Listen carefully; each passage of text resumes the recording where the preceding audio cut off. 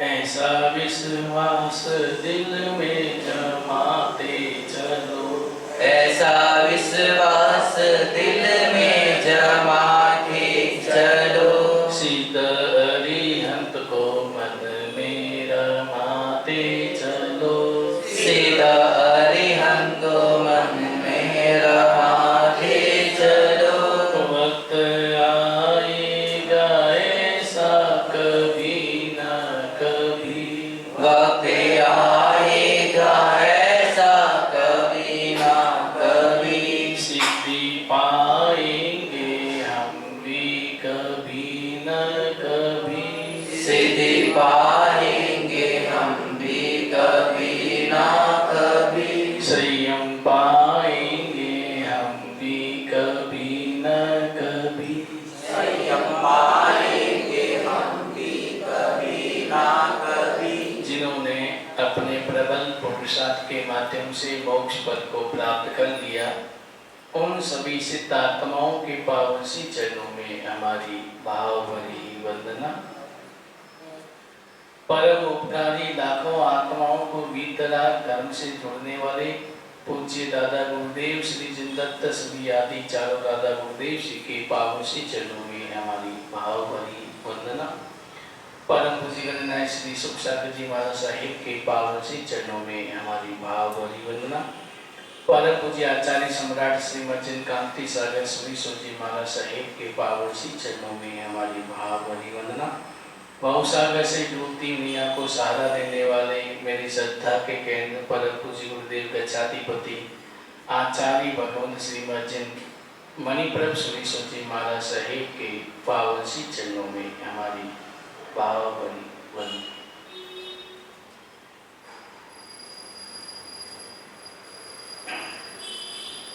जिंदगी देने वाले परमात्मा भगवान और जिंदगी देने वाले भी भगवान। परमात्मा ने भगवान ने हमको 3 पेज की एक डायरी दी है।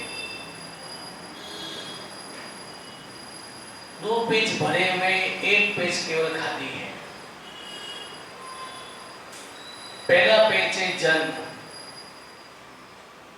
जन्म हमारे हाथ में नहीं है। कब जन्मना है, कहाँ जन्मना है, करोड़पति के वहाँ जन्मना है, गरीब के वहाँ जन्मना है, कि सांवला रंग से जन्मना है, गोरे रंग से जन्मना है, या इंडिया में जन्मना है, फॉरेन में जन्मना है, ये हमारे हाथ में नहीं होता है। जन्म लेना में हमारे हाथ में नहीं होता है, लेकिन परमात्मा हमें जन्म जिंदगी देते हैं। तो पहला पेज है जन्म का, वो हमारे हाथ में नहीं है, और अंतिम पेज है मृत्यु का, वो भी हमारे हाथ में नहीं। कब जाना होगा, कैसे जाना होगा, कैसी परिस्थिति में जाना है, कहाँ जाना है, कब जाना है, ये हमारे हाथ में नहीं होता है। ना जन्म हमारे हाथ में है, ना मृत्यु हमारे हाथ में है, लेकिन एक बीज का पन्ना है, वो हमें भरना है। वो है जिंदगी हमें कैसे जीनी है, वो हमारे हाथ में है। जन्म हमारे हाथ में नहीं, मृत्यु हमारे हाथ में नहीं, लेकिन जीवन कैसे जीना है, जिंदगी कैसे जीना है, वो हमारे हाथ में है। जिंदगी गुनगुना के भी जीते हैं, और जिंदगी कोई व्यक्ति गुनगुना के भी जीता है, वो हमारे हाथ में। जिंदगी हमें कैसे जीना है, क्योंकि हम जैसी जिंदगी वर्तमान में जिएंगे, वैसा ही हमें उसका परिणाम जिंदगी में मिलेगा। इस जन्म में नहीं तो अगले जन्म में उसका परिणाम तो हमें मिलेगा। तो जिंदगी जीना है तो सबसे पहले हमारी सोच निर्बल बने, हमारी सोच कुछ बने, हमारी थिंकिंग पॉजिटिव बने, नेगेटिव नहीं। हर स्थिति में हमारी सोच निर्मल हो। हर स्थिति में हमें आधी गिलास खाली नहीं भरी हुई दिखाई दे, गिलास आधी भरी हुई है, अपनी दृष्टि है, कोई कहेगा आधी गिलास खाली है और कोई कहेगा आधी गिलास भरी हुई है, लेकिन हमें हमेशा गिलास को भरी हुई देखना है, खाली नहीं देखना है। तो अगर सोच हमारी पॉजिटिव होगी, सोच हमारी अच्छी होगी, तो जिंदगी में हम बहुत कुछ आगे बढ़ जाएंगे और जिंदगी हमारी हंसती खेलती आराम से आनंद से बीतेगी। अगर सोच गलत है, नेगेटिव है, हर व्यक्ति में कमी ढूंढते हैं, हर व्यक्ति में अगर हम बुराइयां ढूंढते हैं, तो हमारी जिंदगी उदासीनता से बीतेगी। इसलिए हमें जिंदगी कैसे जीना है, जिंदगी न बन जाए बला, उससे पहले सीख लो हम जिंदगी जीने की कला। हमें जिंदगी कैसे जीनी है उसकी कला सीखनी है, क्योंकि जीवन तो हमें मिला है और जीवन मिला है तो सबसे पहले ये सोचना है कि जीवन मुझे किस लिए मिला है और इस जीवन में मुझे क्या करना है, क्या पाना है, क्या छोड़ना है, इसका हमें चिंतन करना है। जिंदगी में मुझे क्या करना है, क्या पाना है और क्या छोड़ना है। तो आपने अपनी जिंदगी का लक्ष्य क्या बनाया, क्या पाना है आपको और क्या खोना है, पाना क्या है और छोड़ना क्या है।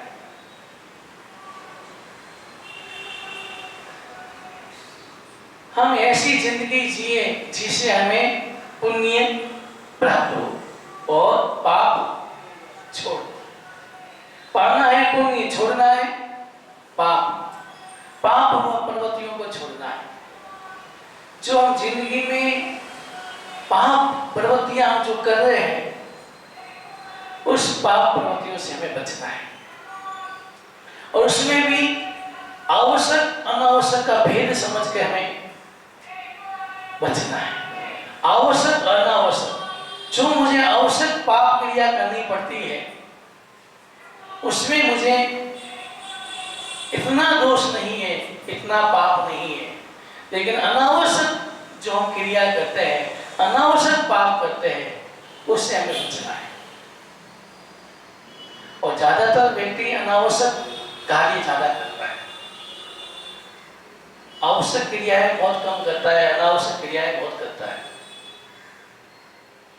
और अनावश्यक क्रिया करने से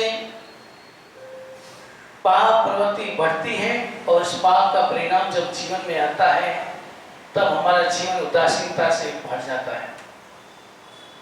इसलिए जिंदगी ऐसे जियो कि मुझे आवश्यक क्या है, जितनी आवश्यकता है उतना ही मैं अपना भाव पसारूंगा, यानी जितनी आवश्यकता है उतनी मैं हिंसा करूंगा, उससे ज्यादा नहीं।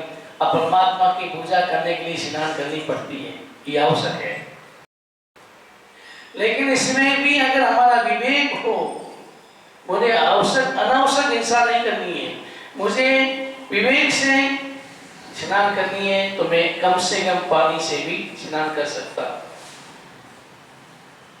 और उस पानी को मैं अच्छी जगह देख करके परख भी सकता हूँ, जिससे मैं अनावश्यक हिंसा से बच सकता हूँ। तो कई ऐसे कार्य हैं जिसमें महिलाओं के ज्यादा कार्य होती है। अगर महिला क्रियाओं में विवेक रखती है तो अनावश्यक हिंसा से बच सकती है। पुराने जमाने में बर्तन भी मिट्टी से साफ करते थे और बर्तन की चमक भी बढ़ती थी और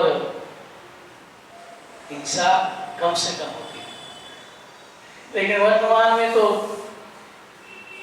मैं एक बार घूची गया सुबह सुबह, तो वहां देखे तो इतने सारे झूठे बर्तन पड़े।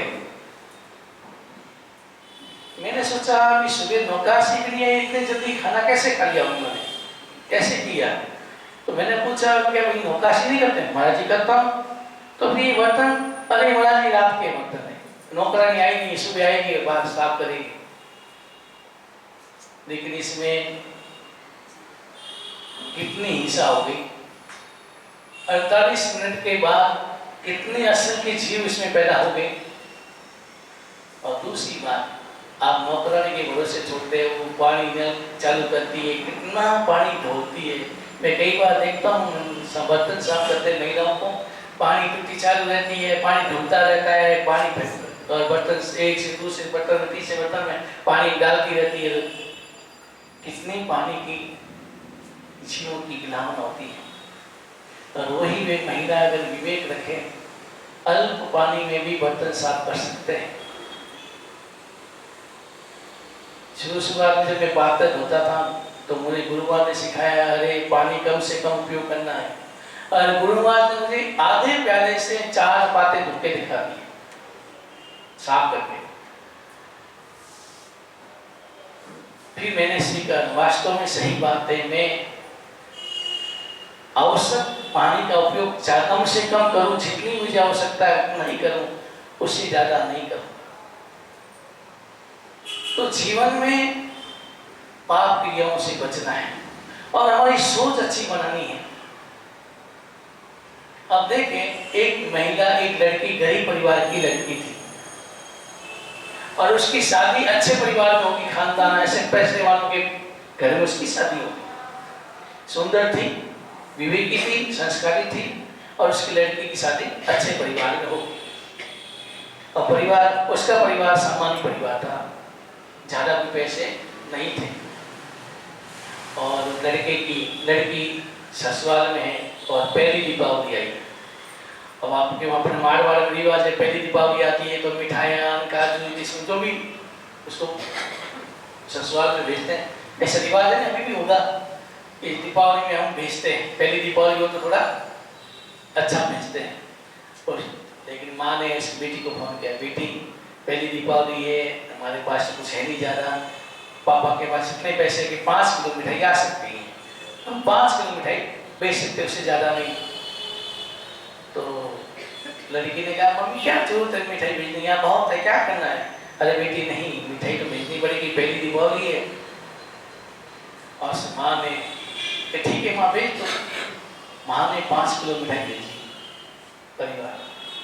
और सासू ने पूरे मोहल्ले को, रिश्तेदारों को आमंत्रण दिया कि मेरे बहू के पेट से मिठाई आई है, आप सबको आना है। तो पत्नी, वो किसी लड़की घबरा रही है कि मेरी पानी निकल जाएगा, मेरा पानी उतर जाएगा, 5 किलो मिठाई देखेंगे परिवार और रिश्तेदार तो मेरा पानी उतर जाएगा। लेकिन सारे रिश्तेदार आए, आड़ोस पड़ोस सब आए। और सासू ने कहा कि मेरे पुत्र वधू के घर से, प्रिय से मिठाई 101 किलो मिठाई आई। वो बेचारी विचार करने लगी, मेरी माँ ने तो 5 किलो मिठाई कहा था। उसने माँ को फोन किया ऊपर जाके कि माँ कितनी किलो मिठाई भेजी, तो 5 किलो। तो 101 किलो कैसे?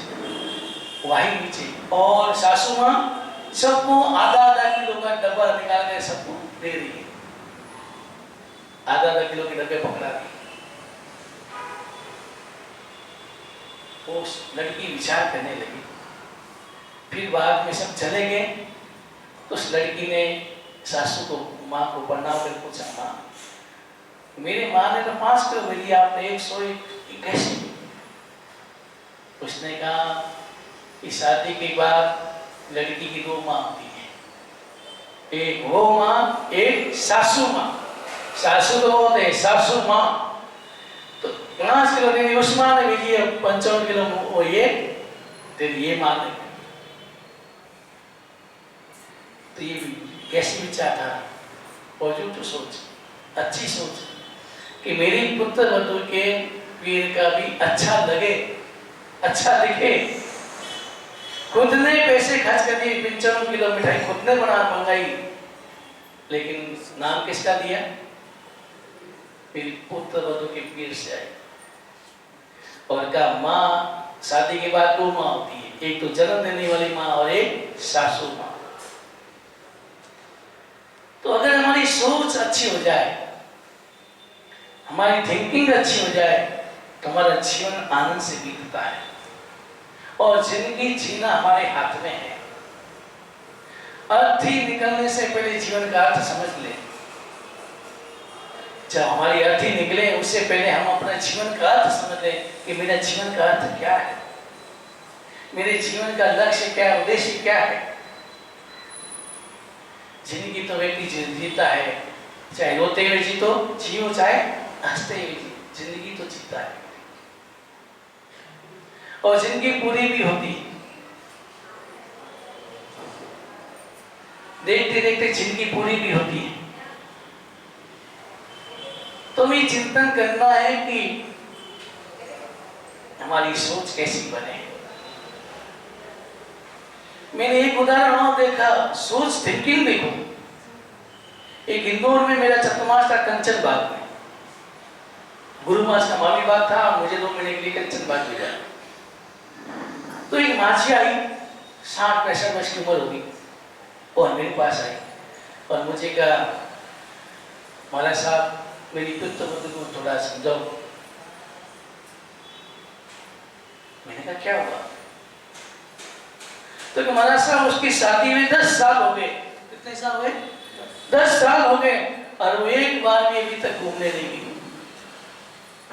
उनको समझाओ कि घूमने जाए,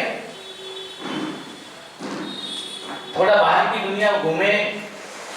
आज तो शादी होते क्या कहते, तो क्या करेंगे, हनीमून क्या होता है, हनीमून मनाने जाते हैं। इसने महाराज जी कुछ नहीं किया, ना घूमने गई ना कुछ नहीं किया।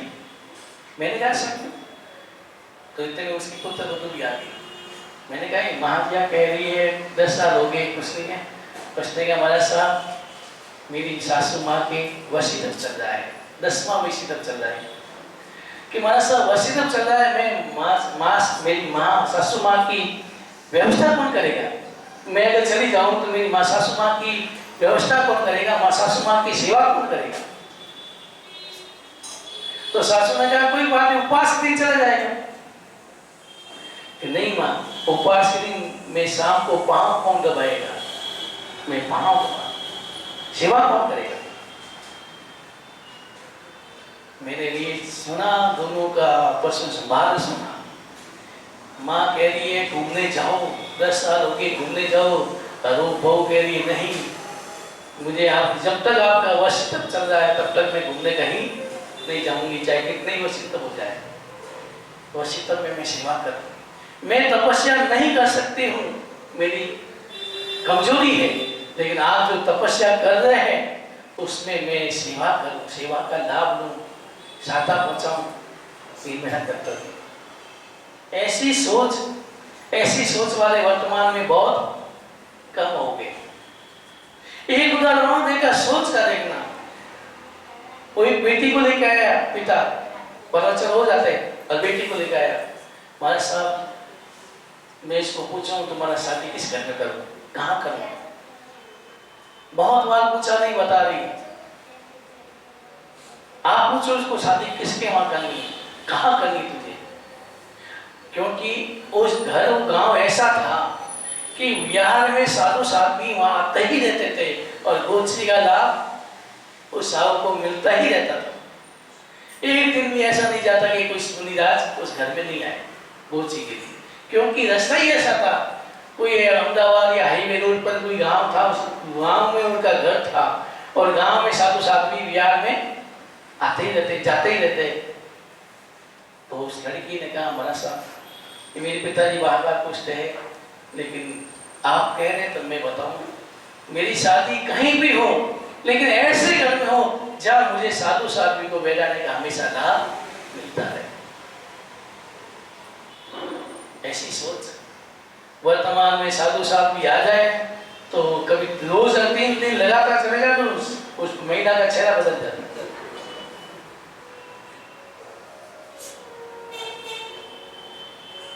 अरे साधु साध्वी के पगले कहाँ होते, और सुपात्र दान का लाभ कितना। शादी बंधने भावों से खीर बनाई, पूर्व में गरीब था, जिद करके खीर बनाई, माँ से लड़के रो के खीर बनाई, और भावों से वही खीर मुनिराज को बेड़ा दी, तो क्या बन गए? शादी भद्र 99 बेटी आकाश में से रोज उसके घर में उतर। कितने उदाहरण आते हैं ऐसे। लेकिन जीवन में अगर मेरी सोच अच्छी है, मेरी थिंकिंग अच्छी है, तो मेरा वर्तमान का जीवन भी सुख से बीतता है और आने वाला जीवन भी सुख से बीतता है। लेकिन वर्तमान में हम केवल जन्म और मृत्यु को ही देखते हैं और हम कोसते हैं।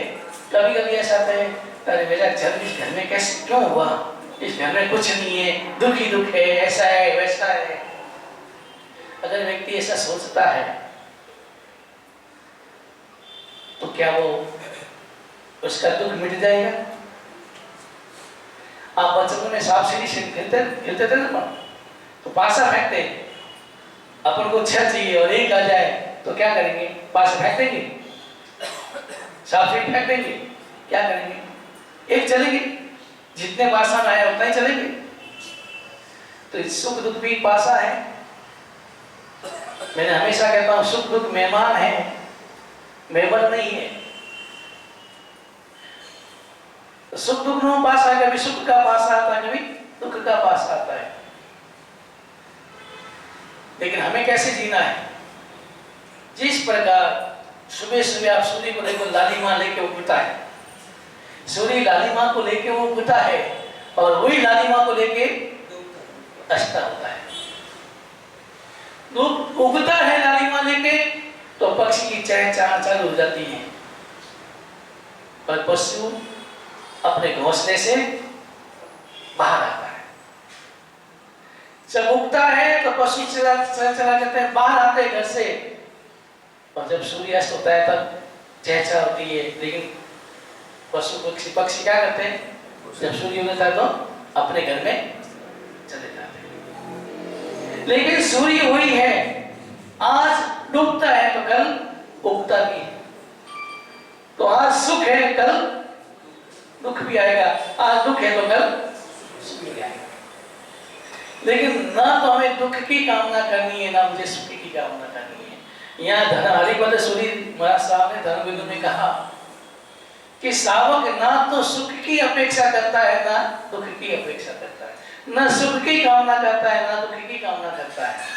वो भगवान से एक ही प्रार्थना करता है, सुख में भी मुझे ऐसी शक्ति देना कि मैं सुख को भी सहजता से स्वीकार कर लूं, और दुख में भी ऐसी शक्ति देना कि मैं दुख को भी सहन कर सकूं। दुख मिटाए नहीं, कभी ये नहीं कहते सावक कि भगवान मुझे दुख नहीं आना चाहिए, कि मुझे सुख ही मिलना चाहिए। सावक कभी ऐसी कामना नहीं करता है। सुख में भी सहजता आनी चाहिए और दुख में भी सहजता आनी चाहिए। यही जिंदगी है। जिंदगी के दो ही पहलू हैं, सुख और दुख। लेकिन हमारी अगर सोच अच्छी हो जाए, थिंकिंग अच्छी हो जाए और हमेशा भगवान को धन्यवाद देता है, भगवान ने मुझे बहुत दिया, बहुत कुछ दिया, हमेशा आनंद से। एक गुरु सन्यासी कोई भी काम होता, कुछ भी होता, भगवान को हाथ जोड़ के धन्यवाद, भगवान आप खूब धन्यवाद, आभार। भोजन करते हैं तो भी हाथ बाद में हाथ जोड़ के भगवान आपका खूब खूब धन्यवाद, आभार। हर बात में गुरु भगवान को धन्यवाद देते हैं, चाहे अच्छा होता चाहे बुरा होता। एक बार जा रहे थे और बिहार में जंगल की ओर जा रहे थे और अचानक एक खड्डा था, गहरा खड्डा, और अचानक उसका गुरु का पांव स्लिप हुआ और गड्ढे में गिर गए।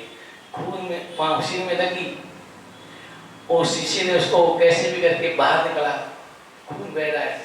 और बाहर आने के बाद वही, हे भगवान आपका खूब खूब धन्यवाद, खूब खूब आभार। शीशे ने कहा, गुरुमान जी क्या है, खून बह रहा है, पांव में चोट आई है, फिर भी कहे हे भगवान आपका खूब खूब धन्यवाद। उसने कहा, अरे इस गड्ढे में गिरा इतना गहरा गड्ढा, अगर मैं मर जाता, मर भी सकता, लेकिन मेरे भगवान ने मुझे बचा लिया, इसलिए भगवान आपका लाख धन्यवाद। तो हमें सुख में भी धन्यवाद देना चाहिए, दुख में भी भगवान को क्योंकि कोई न कोई इस दुख के पीछे भी कोई न कोई अच्छाई भी है। कभी बुराई भी कभी अच्छाई हो जाती है। हमारी सोच, देखने की दृष्टि, नजरिया हमारा गलत, जैसा हमारा नजरिया होगा वैसे ही हमारी सोच होगी। लेकिन हमारे नजरिए को शुद्ध और अच्छा बनाए, जीवन इस तरह से जिए कि हमारा जीवन सोच अच्छी बनाए, हमेशा अच्छा ही देखे, खाली गिलास नहीं भरा हुआ देखे। अगर सासू बहू का गिलास भरा हुआ देखे, अच्छाइयां देखे, और बहू भी सासू की अच्छाई देखे, तो घर क्या बन जाता है? स्वर्ग बन जाता है। और अगर आधी गिलास खाली देखे, तो मैं हो कौन नहीं था, नहीं हो नहीं तो मैं लखन नहीं, तो वो नहीं, वो नहीं, अगर ये देखे और बोले तो क्या होगा? इसलिए जिंदगी जीना हमारे हाथ में है, अच्छी सोच बनाना हमारे हाथ में है। थिंकिंग अच्छी बनाओ, पॉजिटिव बनाओ, नेगेटिव नहीं, अच्छी सोच बनाओ। तो अगर अच्छी सोच बना के अगर हम जिएंगे तो हमारा वर्तमान भी सुख और आनंद से बीतेगा, और उसके कारण भविष्य भी हमारा उज्जवल बनेगा। तो हमें सोच अच्छी बनानी है। जन्म हमारे हाथ में नहीं है, मृत्यु भी हमारे हाथ में नहीं है, लेकिन जिंदगी जीना हमारे हाथ में है। तो हमें जिंदगी कैसे जीना है ये हमारे हाथ में है। तो आपको जिंदगी अच्छा जीना है या रोते हुए जीना है कि हंसते हुए जीना है, गुनगुनाते हुए जीना है कि गुनगुनाते हुए जीना है, कैसी जीना है आपको, वो हमारे हाथ। अगर मेरी सोच अच्छी है, थिंकिंग अच्छी है, तो हम गुनगुनाते हुए जी सकते हैं।